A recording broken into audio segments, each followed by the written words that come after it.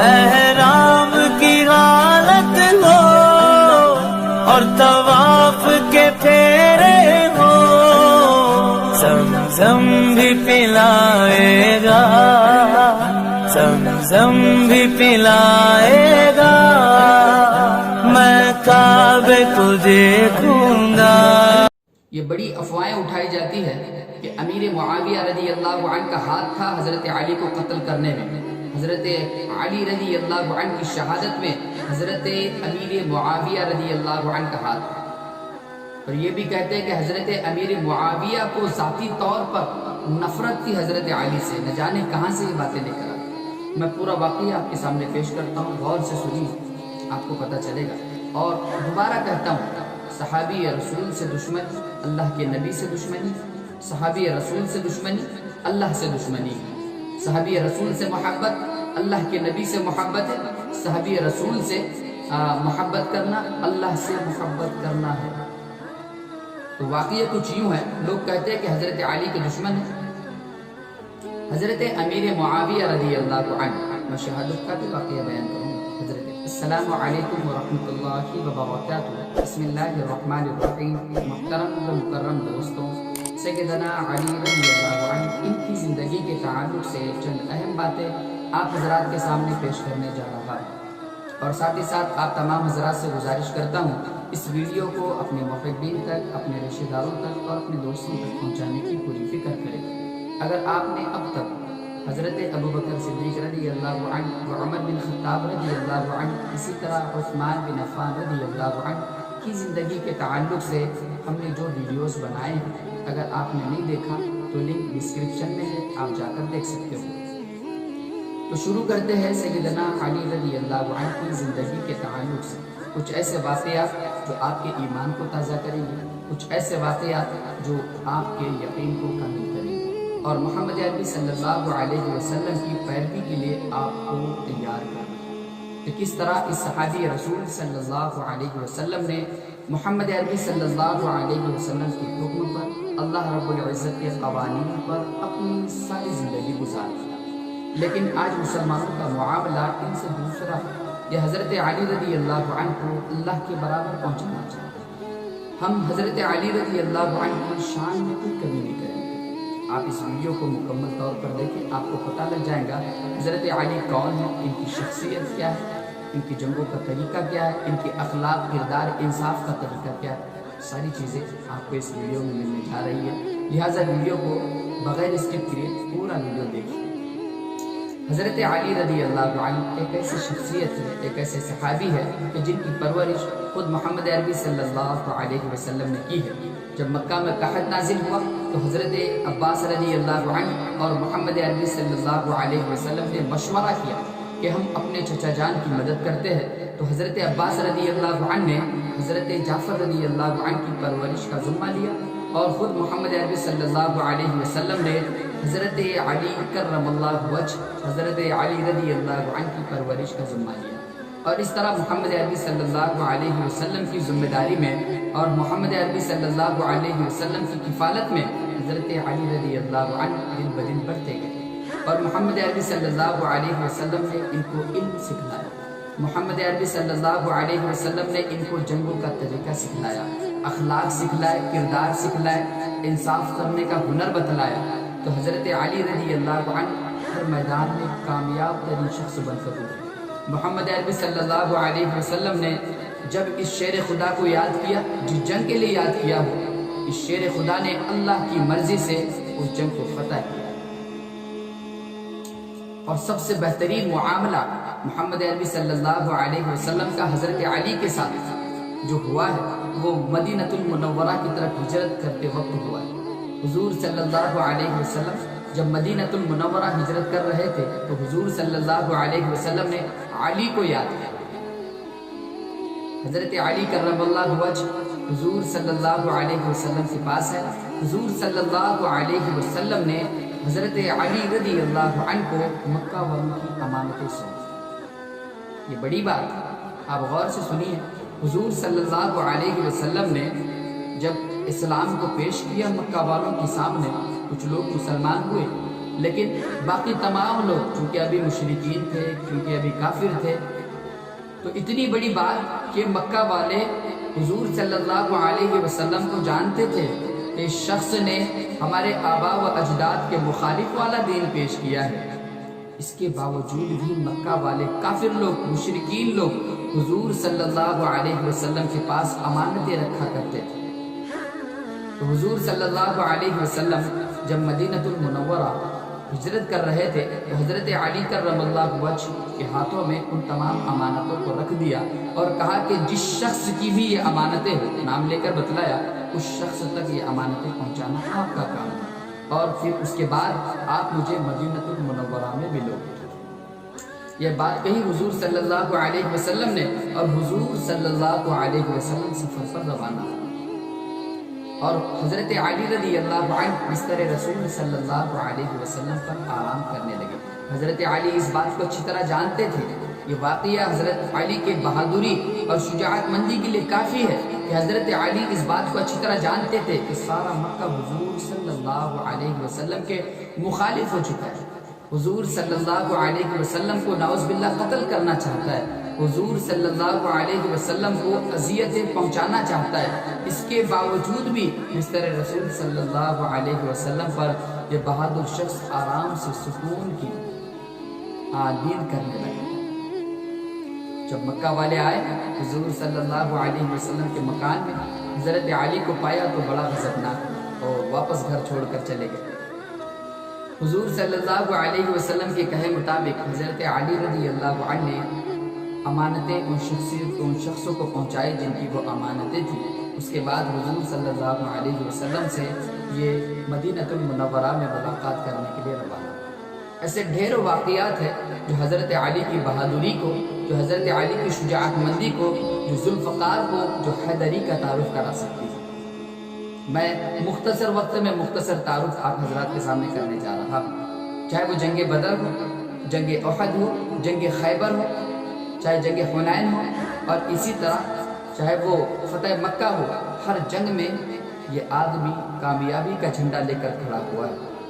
ہر جنگ میں حضور صلی اللہ علیہ وسلم نے حضرت علی کی طرف دیکھا ہے. چاہے جنگ بدر کیوں نہ ہو، جنگ بدر کے موقع پر جب کفار اور مسلمان آمنے سامنے ہوئے تو کفار کے 3 لوگ، ولید، شیبہ، عتبہ، یہ تینوں لوگ سامنے آئے اور تکبرانہ انداز میں کہنے لگے کہ ہے کوئی ہمارا مقابلہ کرنے والا، ہے کوئی ہمارا جواب دینے والا. حضور صلی اللہ علیہ وسلم نے اس موقع پر انصار کے 3 صحابہ بھیجے تو وہ تکبرانہ انداز میں پھر کہنے لگے ہمارے برابری والے آدمیوں کو بھیجو جو ہم سے مقابلہ کر سکے، جو ہمارے خاندان سے تعلق رکھ سکے، جو مکہ سے تعلق رکھ سکے، ایسے آدمیوں کو بھیجو. حضور صلی اللہ علیہ وسلم کی نگاہ حضرت علی کرم اللہ وجہ پہ پڑی. حضرت علی کھڑے ہوئے. اس کے بعد حضرت حمزہ رضی اللہ عنہ پہ پڑی. حضرت حمزہ کھڑے ہوئے. اور اس کے بعد حضرت عبیدہ رضی اللہ عنہ پہ پڑی. یہ تینوں شخصیات کھڑے ہوئے اور ان سے مقابلہ کرنے کے لیے چلی گئی. حضرت علی نے اس کمبخت کو ایک ہی مار میں جہنم کا راستہ دکھلا دیا. حضرت حمزہ رضی اللہ عنہ نے بھی اپنے مقابلے میں جو دشمن آیا تھا اس کو ایک ہی مار میں جہنم کا راستہ دکھلا دیا. حضرت عبیدہ رضی اللہ عنہ زخمی ہوئے. پھر حضرت علی اور حضرت حمزہ مل کر اس شخص پر انہوں نے حملہ کیا اور اس کو بھی جہنم کا راستہ پہنچا دیا. اور آخر کار عام لڑائی شروع ہوئی اور اس میں مسلمانوں کو فتح ہوئی. صرف جنگ بدر نہیں، احد میں بھی اسی طرح کا معاملہ ہوا جب سارے مسلمانوں پر غشی طاری ہوئی. نعوذ باللہ جب یہ خبر پھیلی کہ حضور صلی اللہ علیہ وسلم اس دنیا سے جا چکے ہیں، حضور صلی اللہ علیہ وسلم شہید ہو چکے ہیں، اس کے بعد اس مرد مجاہد نے جو کارنامہ پیش کیا ہے، اس کے بعد اس مرد مجاہد نے جو جنگجو والا معاملہ پیش کیا ہے، صحابہ کرام رضوان اللہ تعالی علیہم اجمعین کی جماعتوں نے حضرت علی کی تعریف کی.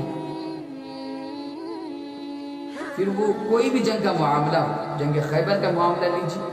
حضور صلی اللہ علیہ وسلم نے جنگ خیبر کے موقع پر سارے خیبر پر اسلامی جھنڈے اور اسلامی چھاؤنی قائم کی، لیکن ایک قلعہ اب تک فتح نہیں ہوا.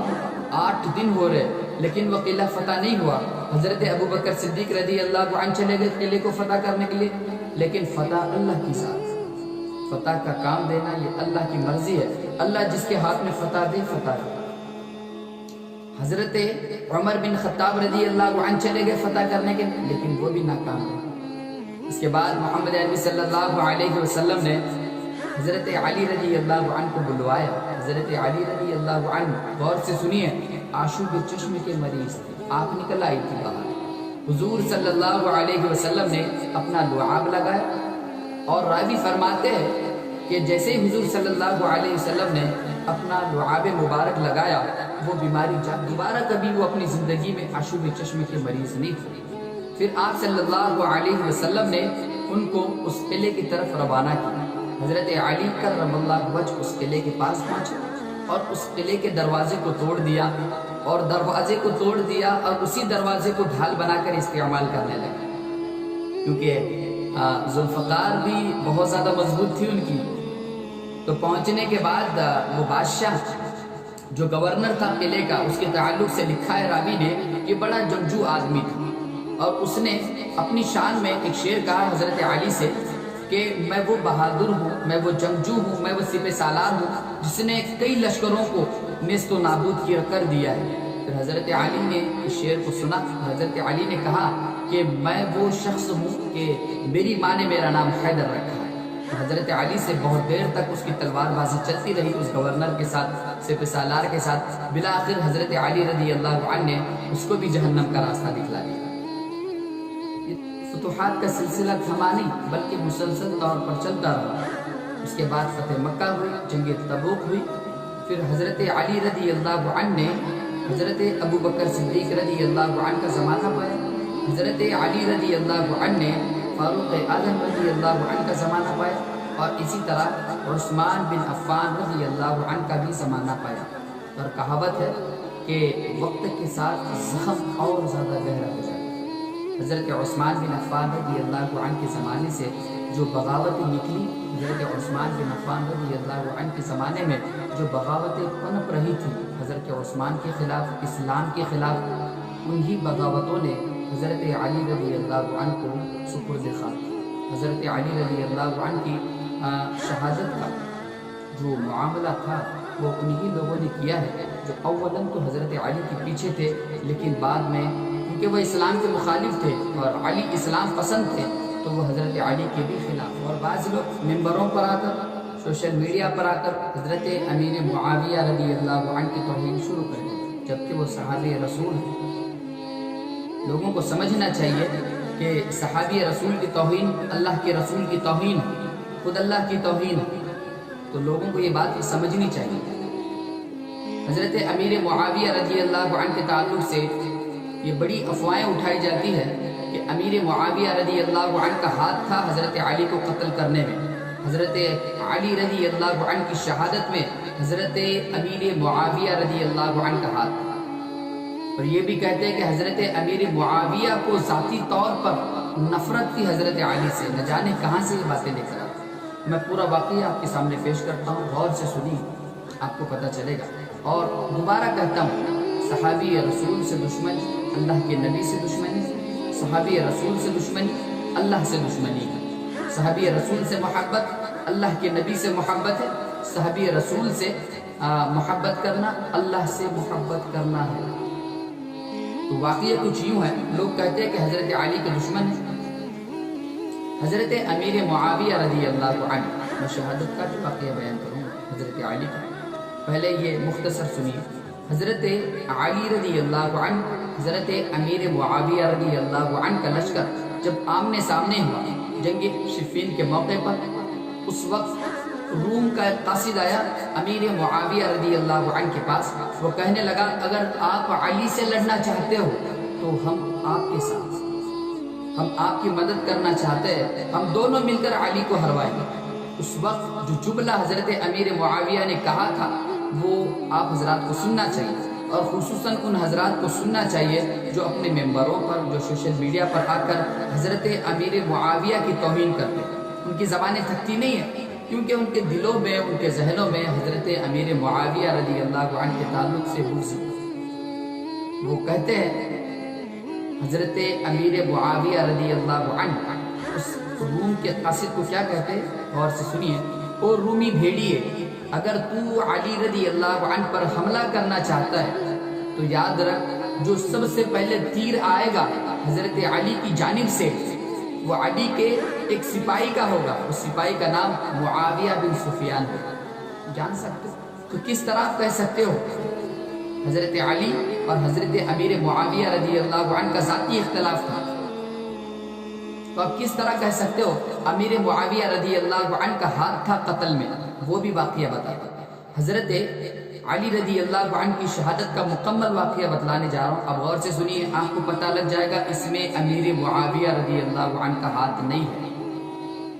یہ مخالفین کی سازشیں ہیں کہ کس طرح سے امیر معاویہ رضی اللہ عنہ کو دشمن بنایا جائے حضرت علی کا، کس طرح سے امت میں ایک گمراہی پھیلا دی جائے تاکہ لوگ حضرت امیر معاویہ سے نفرت کرنے لگے۔ حضرت امیر معاویہ رضی اللہ عنہ کی یہ لوگ بات کر رہے ہیں جس رات اور جس فجر کے وقت میں حضرت علی رضی اللہ عنہ کا قتل کیا گیا، اصل میں منصوبہ یہ بھی تھا کہ اسی رات میں حضرت امیر معاویہ رضی اللہ عنہ کو بھی قتل کرنے کے لیے لوگ گئے تھے۔ پورا واقعہ بتاتا ہوں۔ کچھ لوگ حضرت علی کے مخالف کر کے الگ ہو گئے، جن کو خوارج کہتے ہیں۔ الگ ہونے کے بعد بلوائی سے الگ ہو گئے، ان کو خوارج کہتے ہیں۔ تو یہ خوارج الگ ہو گئے، الگ ہونے کے بعد انہوں نے میٹنگ کی۔ میٹنگ میں 3 آدمیوں کا نام لیا گیا، عمرو بن عاص، معاویہ بن سفیان، علی رضی اللہ عنہ، ان کے تعلق سے سب سے پہلے نام لیا گیا عمرو بن عاص کا۔ ایک آدمی کھڑا ہو گیا اور کہنے لگا میں اس کو قتل کر دوں گا، یعنی میں عمرو بن عاص رضی اللہ عنہ کو قتل کرنے کے لیے تیار ہوں۔ اس کے بعد دوسرا نام لیا گیا، غور سے سنیے، دوسرا نام لیا گیا معاویہ بن سفیان کا، جو لوگ کہتے ہیں نا کہ علی کی شہادت میں معاویہ کا ہاتھ ہے۔ دیکھیے حضرت امیر معاویہ کو قتل کرنے کے منصوبے بنائے جا رہے ہیں حضرت علی کے ساتھ، یعنی یہاں پر حضرت علی کا بھی قتل ہو اور وہاں پر امیر معاویہ کا بھی قتل ہو، تاکہ یہ لوگ اسلام کی گدیوں پہ بیٹھ سکے، اسلام پھر وہ اسلام کے چہرے کو نوچ سکے اور نبی صلی اللہ علیہ وسلم کی تعلیمات کو خراب کر سکے۔ اب دیکھیے، اور تیسرا نام لیا گیا حضرت علی رضی اللہ عنہ کا۔ تیسرا نام کہا گیا کہ علی کو کون قتل کرے گا؟ تو ساری محفل خاموش ہو، خاموشی چھا گئی پوری محفل میں۔ تو کچھ دیر بعد اس خاموشی کو توڑتے ہوئے ابن ملجم کھڑا ہوا اور کہنے لگا بدبخت کہ میں حضرت علی کو قتل کروں۔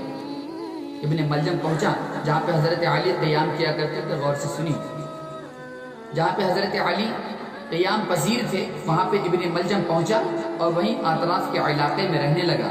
اس بدبخت کو وہاں پر ایک لڑکی سے محبت ہونے لگی اور اس نے اس کے پاس نکاح کا خط بھیجا اور کہنے لگا کہ میں آپ سے نکاح کرنا چاہتا ہوں۔ تو لڑکی، حالانکہ یہ شخص بھول چکا تھا یہ کس لیے آیا ہے، یہ شخص حضرت علی رضی اللہ عنہ کے قتل کرنے کے لیے آیا ہے، لیکن یہ بھول چکا تھا کہ اس کو علی کو قتل کرنا ہے، یہ بھول چکا تھا کہ یہ کس مقصد کے لیے آیا ہے، کیونکہ اس کو محبت ہو چکی تھی۔ لیکن وہ لڑکی جس سے یہ محبت کیا کرتا تھا وہ علی کی دشمن تھی۔ اس نے مہر کے مطالبے میں یہ کہا کہ میں تم سے نکاح کرنے کے لیے تیار ہوں اگر تم علی کو قتل کرو۔ تو یہ بدبخت بازار گیا، اس نے ایک تلوار خریدی، اسے روزانہ تیز کرتا اور زہر میں ڈبوتا تاکہ ایک ہی وار سے حضرت علی رضی اللہ عنہ سپرد خاک ہو جائے۔ بلاخر وہ وقت بھی آ گیا، حضرت علی فجر کے لیے نماز کے لیے چلے گئے، الصلاۃ الصلاۃ کا نعرہ لگاتے ہوئے مسجد کے قریب پہنچے تھے کہ یہ بدبخت راستے میں ملا اور اس نے حضرت علی کے سر پہ وار کیا، چونکہ زہر لگی ہوئی تھی تلوار، زہر والی تلوار علی رضی اللہ عنہ پہ وار ہوا، حضرت علی زمین پر گر گئے۔ حضرت علی نے آواز لگائی کہ اس شخص کو پکڑو، اس شخص کو پکڑا گیا۔ حضرت علی نے ایک آدمی سے کہا کہ آپ جائیے اور آپ فجر کی نماز پڑھائیے۔ یہ معاملہ ہوا، حضرت علی رضی اللہ عنہ نے سب سے پہلے حسن حسین کو بتایا، ان کو کچھ وصیتیں کی، اس کے بعد لوگوں نے کہا کہ ہم آپ کے جانے کے بعد حضرت حسن رضی اللہ عنہ کو امیر بناتے، تو یہاں پہ یہ نہیں کہا کہ میرے ہی بیٹے کا حق ہے انہیں کو بنائیں، وہاں پہ حضرت علی رضی اللہ عنہ نے کہا کہ آپ کو جو مناسب لگے اس کو امیر بنائیں۔ تو شخص کو لایا گیا جس نے حضرت علی پہ حملہ کیا.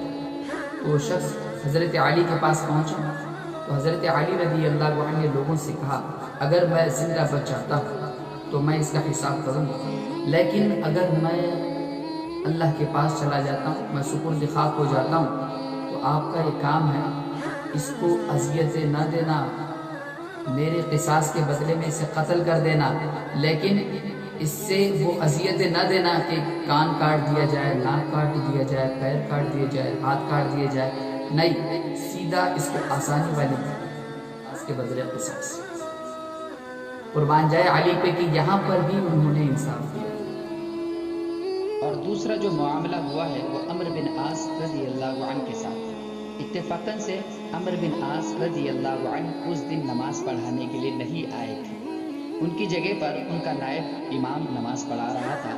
چونکہ حملہ ور کو عمرو بن عاص رضی اللہ عنہ کی شکل و صورت سے واقفیت نہیں تھی، اس لیے حملہ ور نے آپ کے نائب امام کو قتل کر دیا. اور تیسرا جو معاملہ تھا امیر معاویہ رضی اللہ عنہ کے ساتھ تھا. امیر معاویہ رضی اللہ عنہ اس دن نماز پڑھانے کے لیے آئے تھے، لیکن حملہ ور حملے میں ناکام ہو گیا، اس لیے امیر معاویہ رضی اللہ عنہ نے اپنا بچاؤ کر لیا.